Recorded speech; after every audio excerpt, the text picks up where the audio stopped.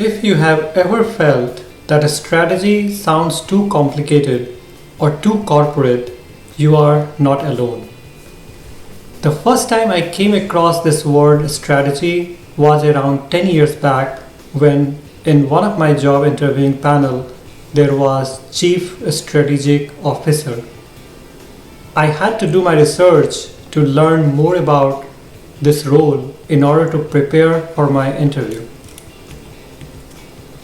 Today I want to share my experience reading Playing to Win, How a Strategy Really Works by A.G. Lafley and Roger L. Martin.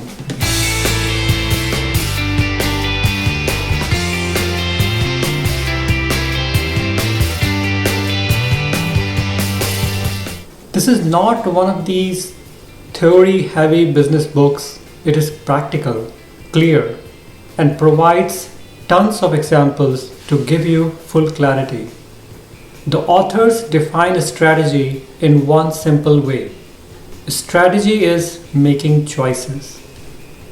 Not doing everything, not chasing every opportunity, but choosing where you will play and how you will win.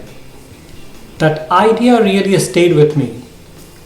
In simple words, a strategy is different from planning.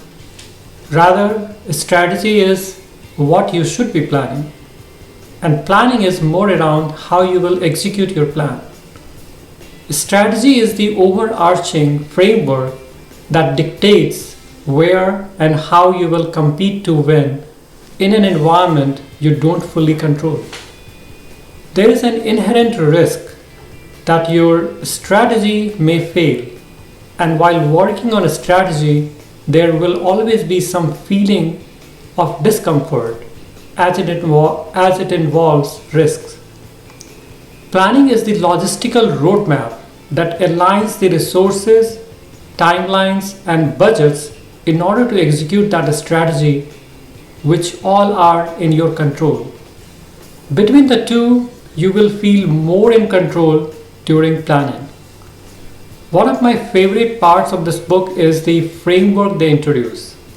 5 simple questions which defines the strategy. Where will you play? How will you win? What capabilities do you need? What systems do you need?